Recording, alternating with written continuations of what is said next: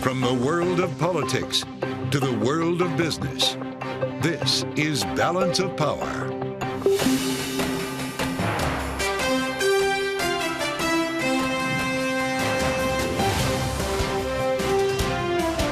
Live from Washington, D.C. From Bloomberg's Washington, D.C. studios to our TV and radio audiences worldwide, welcome to Balance of Power. Alongside Joe Matthew, I'm Kaylee Lyons. The jury in Donald Trump's criminal hush money trial in New York wraps deliberations for the day. We'll have an update ahead from the courthouse and analysis from former federal prosecutor Michael Zeldin. Plus, we'll get his reaction to Supreme Court Justice Samuel Alito announcing he will not recuse himself from cases involving Trump or January 6th, despite concerns over two controversial flags flown outside his home. And President Biden and Vice President Harris campaigning today in Philadelphia, trying to gather support from black voters. We'll have more on the strategy with Democratic Congressman Emanuel Cleaver of Missouri later this hour. Kaylee, welcome back. Your timing is impeccable. A very important day today, as we can at least acknowledge what has already occurred. This case went to the jury. Closing arguments obviously resolved late last night. The jury has gone home for the day, and now we wait for a verdict that could come any day from here. Yep, the deliberations set to continue tomorrow. Remember, these 12 jurors need to find unanimous consensus on whether Donald Trump will be acquitted or convicted of these crimes or potentially end up with a hung jury. Of course, Donald Trump has made his feelings well known about this case and the charges against him, and did so today again outside of the courthouse. I would say, in listening to the charges from the judge, who's, as you know, very conflicted and corrupt, because of the confliction, very, very corrupt. Mother Teresa could not beat these charges. These charges are rigged. The whole thing is rigged. Invoking Mother Teresa this morning in court, and that's where we go now with Bloomberg's David Gura, just outside the courthouse in Lower Manhattan. David, thanks for being there for us. The jury has been asking questions today. A couple of notes have already been sent back to the courtroom, one specifically that brings us back to an important meeting in 2015 involving Donald Trump, Michael Cohen, and David Pecker of the National Enquirer. What is it they're asking about?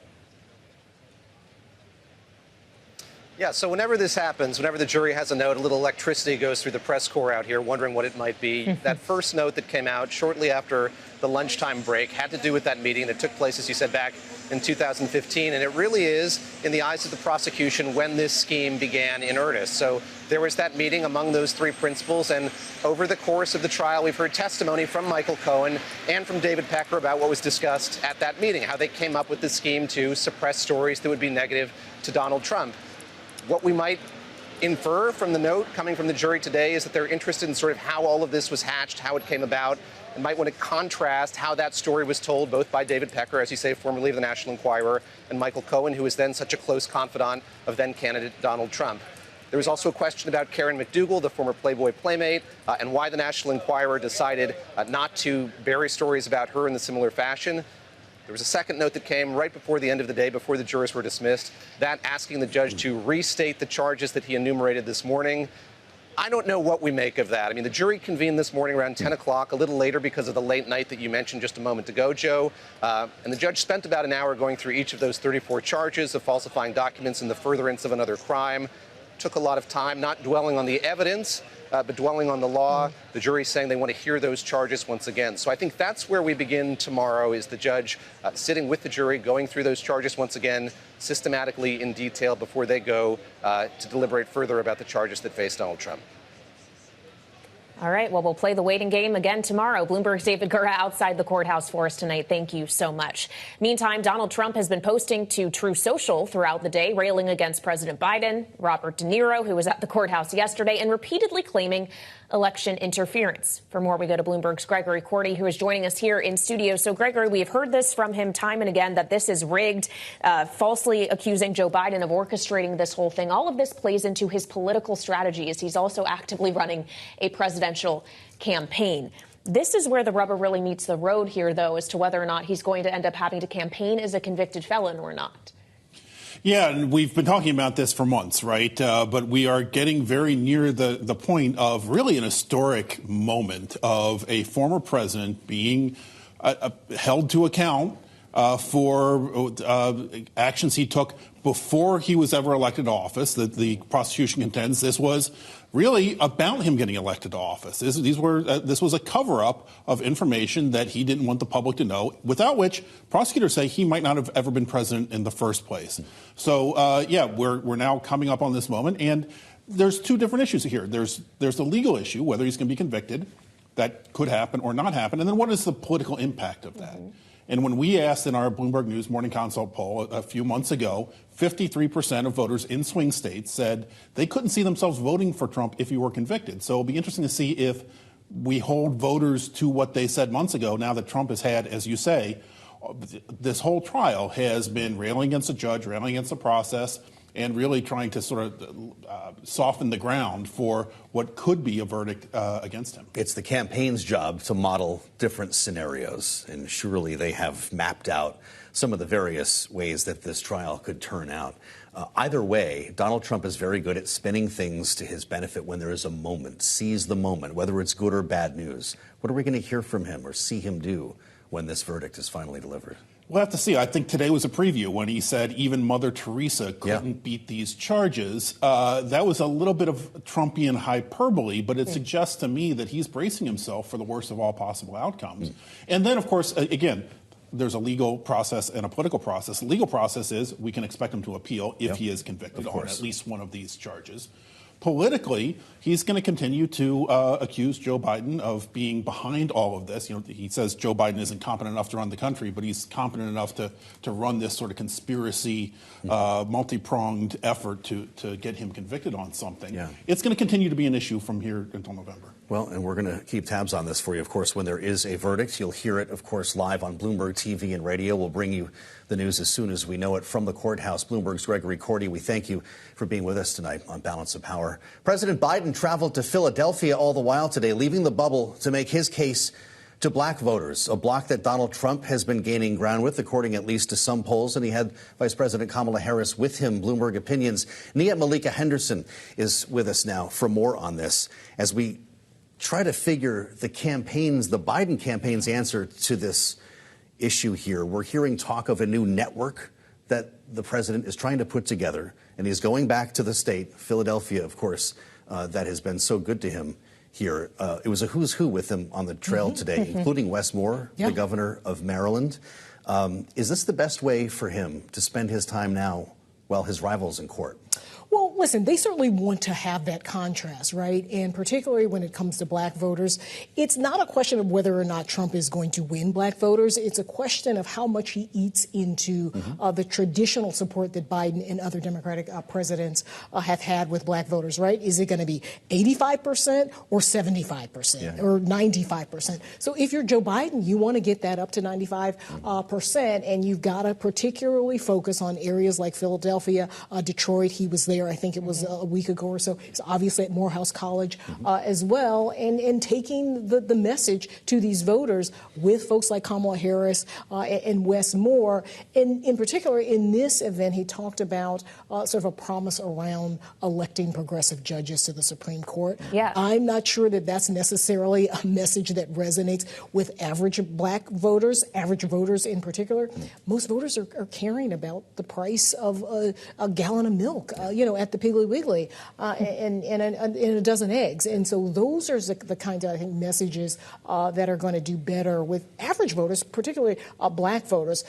Education, that's obviously important to black voters as well, which is connected to any prices in terms of health care and closing the racial wealth gap. So listen, I have been in some ways critical of the ways they have tried to court black voters. They sort of need to go beyond the kind of traditional, I think, sort of barbershop and beauty salon approaches. And so here, I think this one, I don't necessarily think this is such a great idea with this message around the Supreme Court. But listen, they've got to figure out how to do this, and they also need all hands on deck, right? So they had Wes Moore there. I think they need somebody like Jasmine Crockett there, who's this sort of young, kind of feisty Congresswoman who went head-to-head with Marjorie Taylor Greene. So, they've got some ground to make up on this. Okay, so maybe the progressive Supreme Court he's promising is not going to be his strongest selling selling point, but I wonder if it becomes more so in contrast to news like we got today. Justice Samuel Alito saying despite the controversy over these two flags affiliated with January 6 rioters at the Capitol that were flying over his home, that he will not be recusing himself from any case, not just related to January 6, but Donald Trump. Does that not resonate with voters in some way? I think average voters aren't sort of dialed in to that level of sort of news when it comes to the Supreme Court. And I think for Democratic voters in general, arguments about the Supreme Court haven't always really worked anyway. So I just think it's sort of a hard sell. It's kind of a couple of layers down in terms of how people think about politics and their day-to-day lives, right? I mean, people are dealing with how to pay their bills. Do they want to buy a house? Can they afford their house, a new house, given the mortgage rates? So it's a little impractical. You know, you've got to meet voters where they live, and I'm not sure talking about a progressive Supreme Court is where they live. Also, a lot of people don't necessarily understand what the word progressive means, right? There are all sorts of different, and I'm not saying black folks in particular don't understand that. I'm saying average voters don't necessarily have a handle on what these words mean. So I think they've got to kind of put it at a more basic level for all voters, not just African-American voters. All right, Nia-Malika Henderson joining us from Bloomberg Opinion. Thank you so much. Now, still ahead, we'll have more expert analysis on what happened today in court as the jury got the case in Donald Trump's hush money trial. Former federal prosecutor Michael Zeldin will be with us next on Balance of Power on Bloomberg TV and radio.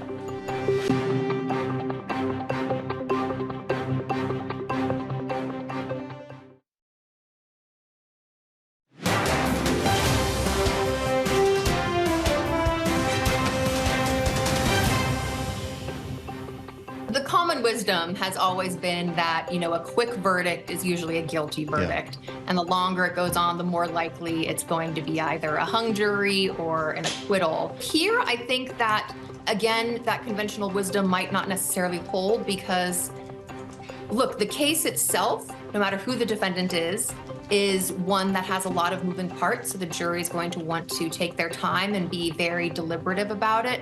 But also, these are human beings who know that they are dealing with a historic, truly momentous and unprecedented situation here. That was Elizabeth Wydra, president of the Constitutional Accountability Center, earlier on Balance of Power today as the jury began deliberations in Donald Trump's criminal hush money trial. Let's turn now to former federal prosecutor Michael Zeldin for more. So, Michael, we got a few notes from the jury this afternoon after several hours of deliberating. They wanted to see testimony from Michael Cohen and David Pecker regarding that 2015 meeting at Trump Tower where this conspiracy was allegedly hatched. They also wanted to be retold the instructions from Judge Merchan. How telling is it, those notes that they sent? Well, it shows you, for one, that they're thinking, that this is not something that they've just reacted to viscerally. It tells you, two, that they're working through the evidence. They're starting with the beginning of the conspiracy, as alleged by the prosecution, and sorting out what they can about, did it happen the way prosecutors say, or did it happen the way defense attorneys say? But it's a very dangerous proposition to read too much into a note because you just don't know what the dynamic in that room is, what compelled the note to be sent through. Can you speak to the significance of the moment here, Michael? We've spoken so much about each wrinkle and each detail of this trial. But if we back up a couple of hours to earlier today, we saw something we've never seen before. In this case, a criminal case against a former president going to the jury. The fact that this is uncharted means it's impossible to predict what's going on here. How are you looking at the next couple of days, potentially, in Lower Manhattan? Well, I think, like everybody in America, whether you're pro or con Donald Trump, with anxiety. You want the system to work. You want there to be a verdict one way or the other. You don't want a hung jury. You want to be able to say our democracy and our jury system worked the way it was intended to work. You know, the outcome is the outcome, but the process is, for me, the most important thing. And I'm watching to make sure that it is done as appropriately as is required by the state law and the Constitution. Well, of course, what is required is for the jury to have its findings be unanimous, whether it's for acquittal or conviction. How likely is it in your mind that we actually end up with one of those definitive solutions on all 34 counts versus there being a hung jury on at least part of them, on some of the charges? A great question. We don't know what's going on in the jury room, but we do know this, that if over the course of deliberations, there's a split in the jury that seems not easily reconciled, the court will issue them an instruction that says, essentially, you must reach a verdict. Nobody is better than you to reach this verdict. Don't make the defendant sit through another trial. Really buckle down and come to a conclusion. That Allen charge, as they call it, is sort of the push that the judge makes to say, you guys can do this. And if it comes to that, we'll see whether the Allen charge, which is usually outcome determinative of a verdict, makes the hung jury move in the direction of a verdict one way or the other. Does it bother you, Michael, that we're seeing reporting about specific jurors? There's apparently a juror on the panel here, and I won't even say the number, as the New York Times did earlier today, who might be a Trump fan, for instance. We're hearing more specifics than the judge would probably want us to hear when their identities are being kept from the public. As somebody who makes a living in court, Michael, how concerned are you that this is being talked about openly? Well, there is a lot of conversation about one particular juror who answered the jury questions about where do they get their information, and one of them said he gets it, or she gets it, I forget, from both Truth Social, and they follow Michael Cohen. They didn't talk about newspapers or other media outlets, and everyone is jumping to the conclusion that because they follow Trump on Truth Social, it must mean that they are an acolyte. And I don't think that that's true. I mean, if you asked everybody in your newsroom, do you follow Trump on Truth Social? They say, absolutely, it's part of my job. So we just don't know what it is that is the underlying reason for the following of Truth Social, but they also follow Michael Cohen. So I think one has to remain agnostic about this and be hopeful, to the process point that I just made, that the jury follows the judge's instruction and renders a verdict on the evidence that's been presented in the courtroom and not anything that preceded it or in the sort of ozone around Donald Trump otherwise. Speaking of Donald Trump's kind of zone, if you will, he obviously is dealing with a multitude of criminal cases. The difference between this case we're discussing now that's actually in trial and the others is that it's moving forward. The others are not, including the one here in Washington brought by Jack Smith related to 2020 election subversion that is awaiting a ruling from the Supreme Court around Donald Trump's claim of presidential immunity in that case. We now understand, Michael, that Justice Samuel Alito, despite concerns about flags affiliated with January 6 rioters that were flown over his home in recent years, will not be recusing himself from any case regarding Donald Trump or on January 6th. And Donald Trump, out on Truth Social today, congratulated him for that, saying Justice Alito deserves congratulations for, quote, showing the intelligence, courage and guts to refuse stepping aside. What does his refusal to step aside tell you, Michael, and how do you read Trump's reaction to it? Well, you expect Trump to be happy about this, just as he's criticized every single judge that's held any of his cases except Eileen Cannon, the jurist in Florida that seems to be delaying his case indefinitely. So anyone who's sort of on Trump's team will get his praise. Anyone who's not will get his scorn. I think that this shows a terrible deaf ear, political deaf ear by Justice Alito. The Supreme Court is in most low regard in its recent history. And it's for reasons like this that it is. And here's Alito, his first reaction is, oh, it's my wife's fault. But for goodness sakes, you're a Supreme Court justice. That really can't hold water.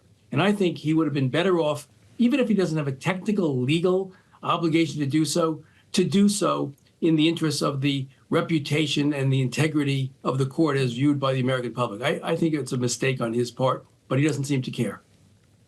Well, blaming the wife has been a popular strategy lately in Washington. Michael Zeldin, it's great to have you back. Thanks for being with us on this day one of deliberations. Coming up, a look at the results of yesterday's Texas congressional primaries and how they might be the roadmap for what we can expect in November. That's coming up next on Balance of Power, Bloomberg TV and Radio.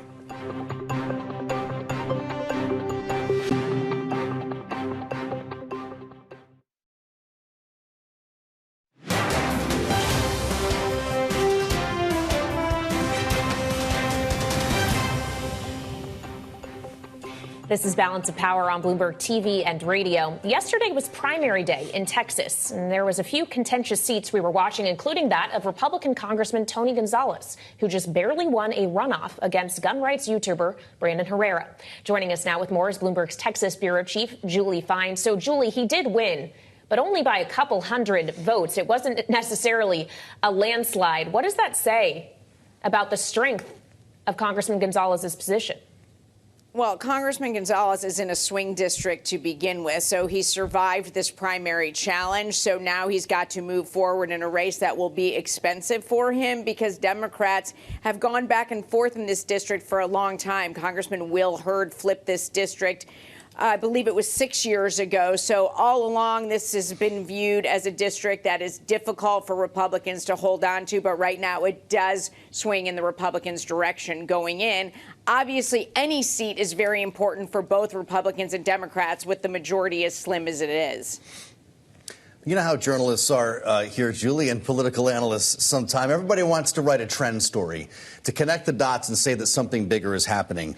You talked about the Gonzalez race here, which, by the way, 400 points separating them. The Republican Speaker of the House of Texas also survived pretty narrow primary challenge from a Trump-supported candidate. And so we keep seeing headlines today that Trump had a bad night in Texas. But you've been blowing holes in the conventional wisdom all day when you start looking further into the races, specifically in the State House. What are you seeing? Well, I mean, you can look at this Dade Phelan victory. That's the Speaker of the House winning his primary. This was extremely expensive, and you had a lot of heavy hitters weighing in on this and donating to it. And yes, in that respect, this wasn't a win for Donald Trump. But let's look down the ballot a little bit here. I mean, you have a lot of Republican incumbents that lost yesterday, that lost their races, that were backed. The Republican incumbents that lost their races, they lost their races to opponents that were backed by both Donald Trump and that were also backed by Ken Paxton. As you remember, the Republican Senate did vote to impeach him. So, yes, he did lose. You know, the former president did lose when it came to Dade Phelan, but he won in many other races. So now you look at the Texas legislature, and the legislature moves further right. Well, that's awfully important for our viewers and listeners to know. Bloomberg's Julie Fine, we thank you for the context. Coming up, my conversation with the Deputy Treasury Secretary, Wally Adeyemo. It's next on Bloomberg.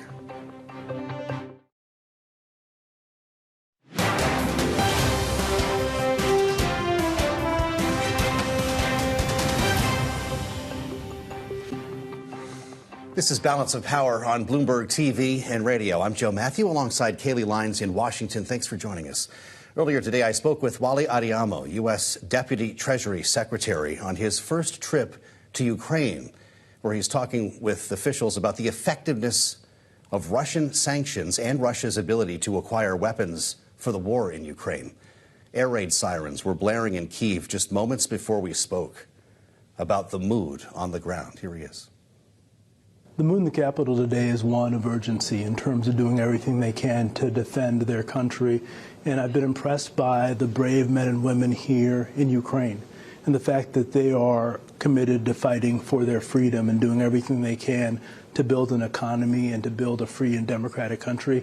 And I'm here because the United States wants to be their partner in doing exactly that. And in addition to talking to them about sanctions, I've been able to talk to them about our economic support and the ways in which we can make sure that the United States and our allies and partners stands with the brave men and women of Ukraine.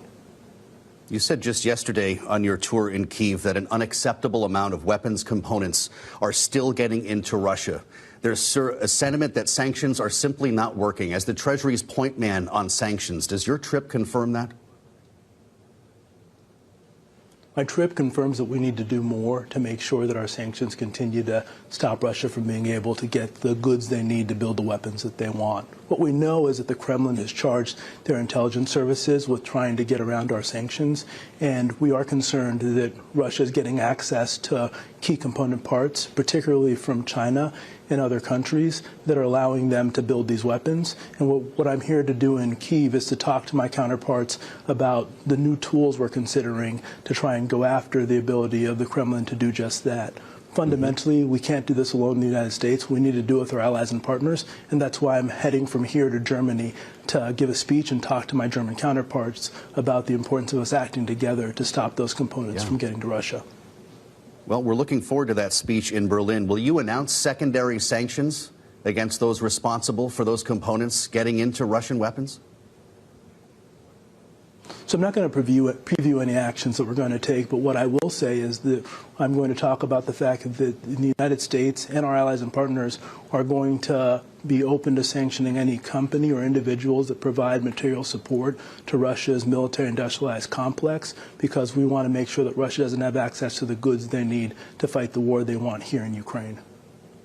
Well, I know that there are a few components to this that also include unlocking money from frozen Russian assets. I know Treasury Secretary Janet Yellen is working on this right now with our G7 allies to use those proceeds for Ukraine. When can Kyiv plan to get that money? It's important to give people context. When the war started, the United States and our allies and partners immobilized $285 billion of Russians' assets that were held around the war. A war chest that they had set up for this particular situation so they could use that to conduct the war that we were able to mobilize. Now we're looking at ways to unlock those assets. Only $5 billion of them are in the United States, but collectively over $200 billion are in the G7, and our countries are working together to think about ways in which we can unlock the value of that for the benefit of the Ukrainian people.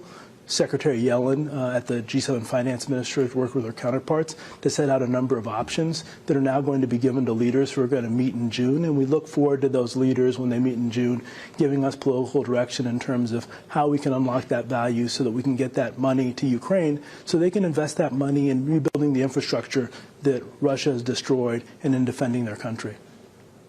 Well, talking about recovery here and rebuilding, you spent time earlier today at a roundtable at Kyiv's School of Economics. What was your message to the room? So I think the most important thing for me was how that roundtable started, and it started with them giving me a tour of their bomb shelters, because today, for almost any school that operates anywhere here in this country, they have to have a bomb shelter, which is unacceptable that young people have to live in a world where their education is conditioned on the idea of having access to those shelters. But those young people were focused on helping to think through two things. One, how sanctions can be used to slow down Russia's ability to build the weapons that they want, but also on how they can build a successful economy here in Ukraine. And I had a chance to talk to them about the things the United States and their allies and partner are doing to support them in both of those efforts. And it was impressive to see these young people who are focused on those issues and knowing that over time, those same young people are going to be contributing to the growth of the economy here in Ukraine and to the growth of their democracy as well. Well, we can't talk about sanctions, sir, without talking about oil. And it does seem that phase 2 of the oil price cap does not seem to be costing Moscow the extent to which it was expected to. How can the Treasury Department get to this? So I think the key word you said there was cost. Oftentimes when we focus on the price cap, we focus on the revenue side and the cost of a barrel of euros. But the reality is that Russia's costs have went up significantly due to the price cap. Before the price cap, Russia was largely selling their oil to cheap places and using the G7 services to do so. Today, the cost of selling Russian oil has went up significantly because they've got to buy new tankers because we went after some of the tankers that they're shipping the oil in. They've had to build up their own ecosystem to sell that oil, which has been more expensive for them.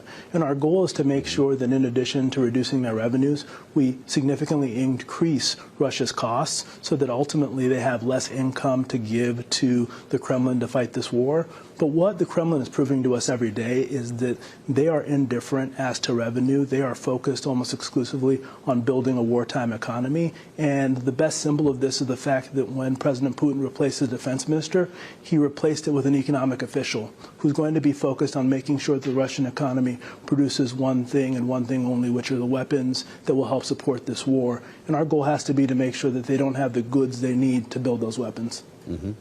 I have less than a minute, sir. You're talking about sanctions and Russia's economy in Kyiv. That's why we're together here. It was some time ago that U.S. sanctions were supposed to grind Russia's economy to a halt. We have not seen that happen, at least in the way that it was designed. Will the announcements, will the tools that you're rolling out this week in Ukraine and in Germany finish the job? So it's important for us to think about how we measure success when it comes to sanctions, which are a tool. And the way that we measure that is on Russia's ability to get access to the goods that they need to fight the war that they want. It is, and from our standpoint, the key thing that we have to do there is to go after the companies and the individuals who are providing them with those goods. That is the way that we are going to judge our success, as if Russia has fewer weapons to be able to fight their war in Ukraine, and we're able to provide the Ukrainians with the goods and the military equipment they need to defend themselves. That was Joe's conversation with U.S. Deputy Treasury Secretary Wally Adeyemo earlier today. Coming up, we'll turn from geopolitics back to domestic politics as President Biden and Vice President Kamala Harris joined forces today for a campaign event in Philadelphia, making a concerted effort to court the black vote. Our political panel is up next with more on Balance of Power on Bloomberg TV and radio.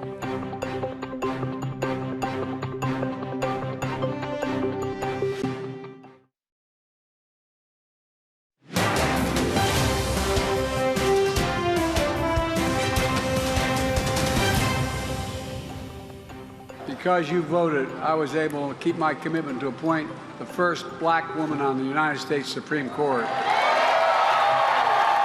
Justice Ketanji Brown Jackson. A promise made and a promise kept, and I appointed more black women to the federal circuit courts than every other president in American history combined. Every single president combined. Guess what? The next president, they're going to be able to appoint a couple justices, and I'll be damned if they're not going to.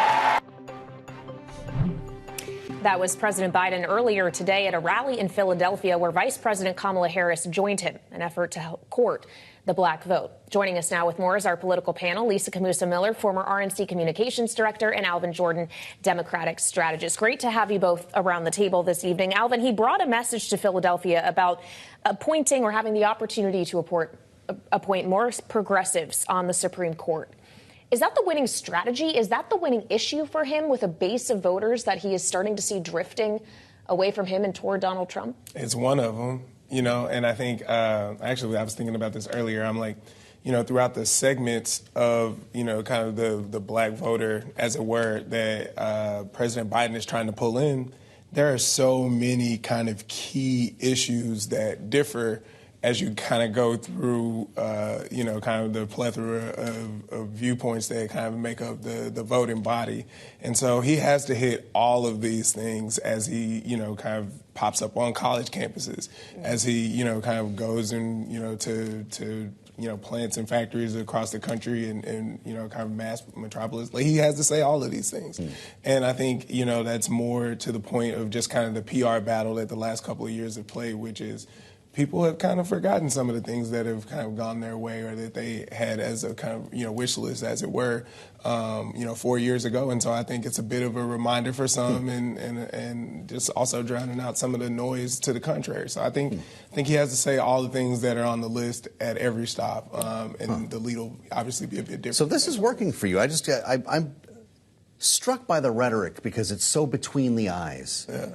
Here is this 80-something-year-old white man at the podium today saying black voters placed enormous faith in me, saying that this is what got him involved in politics to begin with.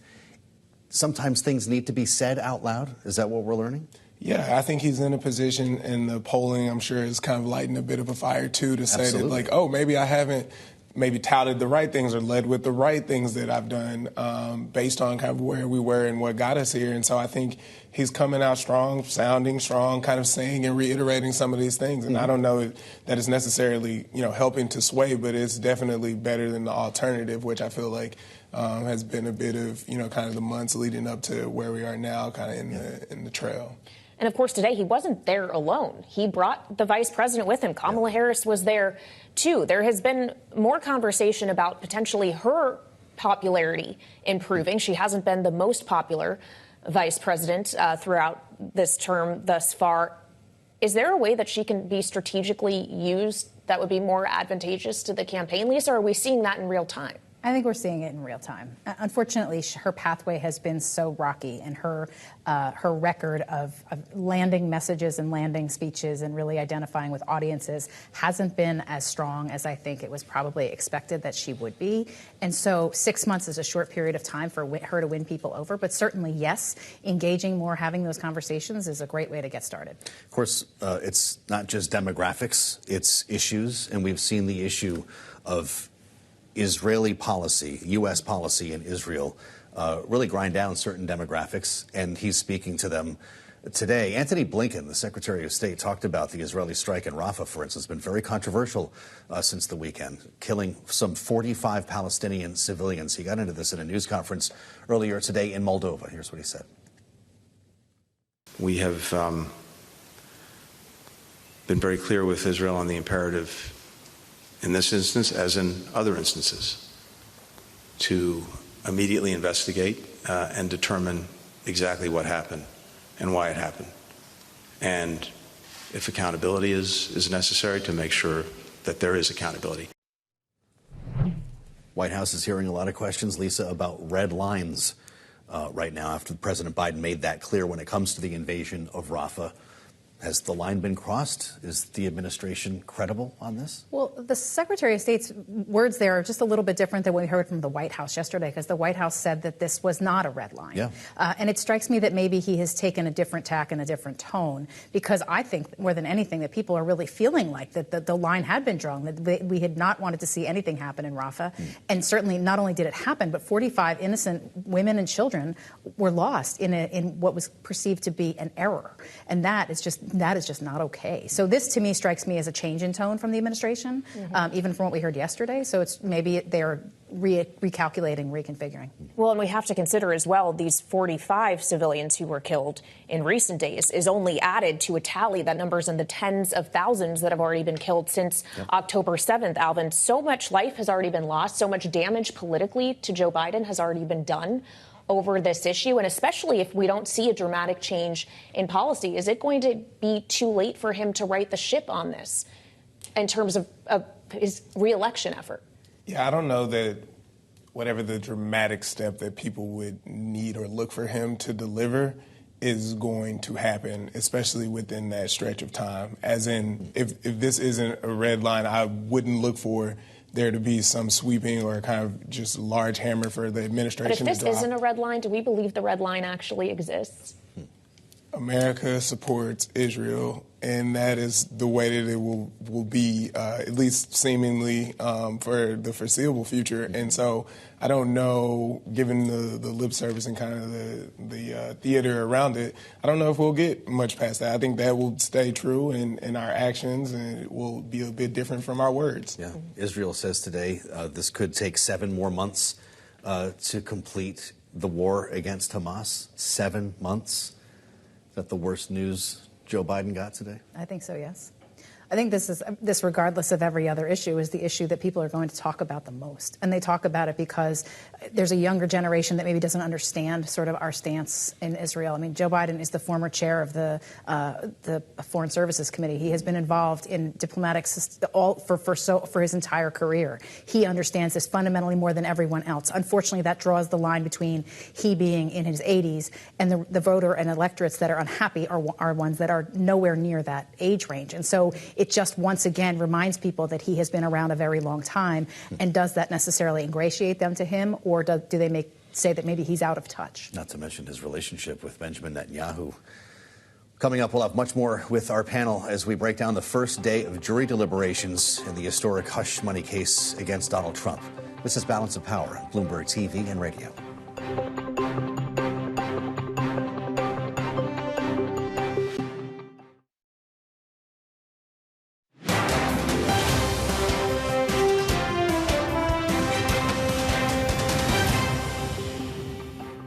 I would say, in listening to the charges from the judge, who's, as you know, very conflicted and corrupt, because of the confliction, very, very corrupt.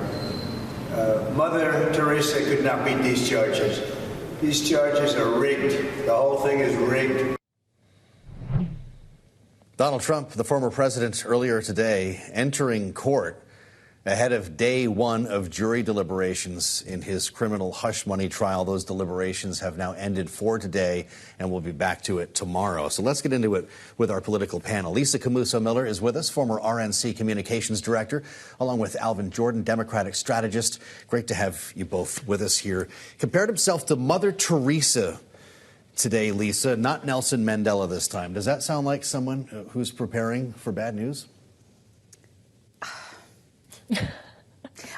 The answer is yes, but also I don't think he knows. I think he probably is going to do everything to create a circumstance around himself that involves alternative facts. He has done everything in his power to create a lack of confidence in the very institutions of the United States.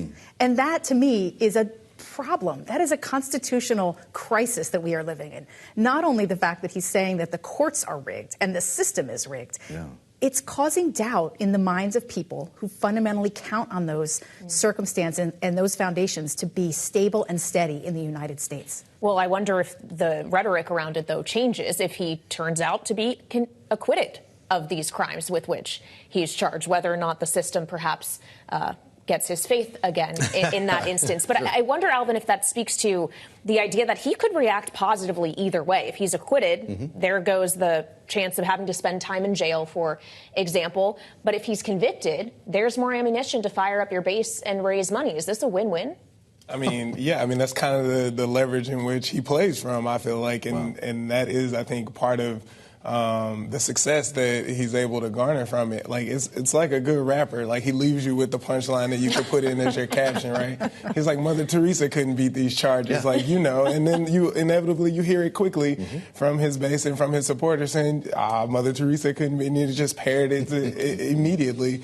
And so I think, you know, from the first day that he was in Manhattan and kind of doing his kind of post-game analysis, if you will, on the trial, I think it's only created that kind of echo chamber of kind of his sound bites and talking points that kind of help support him no matter which way it goes, positive or negative. So are we establishing here with our panel that the first criminal trial of a former president is a win-win politically? Do you agree? Yes, I do. I'm hearing this from both of you. Yes, I do. I heard... Yeah, I mean, just to jump in, I heard Nikki Haley come in with an endorsement that I thought, when I listened to her in Iowa earlier this year, I thought that I would never hear. I mean, of course, here we go. But she endorses Trump to say that it just can't be Biden because he's been so awful. And if we're at that point, then I think, we have to take a step back and go, wow, who knew? But I guess we all did, that it would be a win-win regardless. Amazing. And that's the sad part. So he's hoping Jack Smith schedules a trial. Kaylee, that's what it sounds like. Well, potentially. I also wonder if the one thing that could be a losing scenario is you earn a bunch of free earned media. Oh, that's right. And that goes away as soon as this thing is over. Also, too, yes, to that point, Kaylee, absolutely. But also, too, this is a race between traditional campaigning and 2024 campaigning, where you're sitting and standing in a courthouse with law enforcement standing behind you saying the whole system is rigged and you are winning in the polls. That, to me, is that's old school campaigns versus today. And that, to me, is also sort of, it's the world's upside down. What was Robert De Niro showing up? Was that... You know, I love me some Robert De Niro, and they love him in Lower Manhattan and Tribeca, where Joe Biden sent him there. But also, too, I don't think that that's the tone and the tenor that the words he said were very good, but he also is an octogenarian and sharing the same space as the other guys who are in the race for president. Okay, obviously we've talked a lot about the court and the courtroom in New York. I do want to ask quickly, though, we have about a minute left, Alvin, about the highest court, the Supreme Court, and Justice Samuel Alito today saying he will not be recusing himself from any cases involving Donald Trump or January 6th. What does that do to the confidence in the court as an institution? Given where we've come with just overturning just major kind of keystone, rulings, I just think that it furthers kind of where we are today. Like, this is the new, like, maybe if this was 8 years ago, if this was 12 years, he would, because, like, you would think that you would have to, but you don't. And so I think he's just standing on that, and I think America will, watch the news cycle kind of push it down and then look up and wonder how we got there. Wow. And it's because there wasn't enough outrage when he said he wouldn't. And so in that way, you can't be too surprised. All right, Alvin Jordan and Lisa Camooso Miller. I just got back from vacation, but you guys made it easy on me today. Thank you so much. And to catch up on everything you missed throughout the day, make sure to check out the Washington Edition newsletter on the terminal and online. Tomorrow could be a big day, so make sure you join us here on Balance of Power. This is Bloomberg TV and Radio.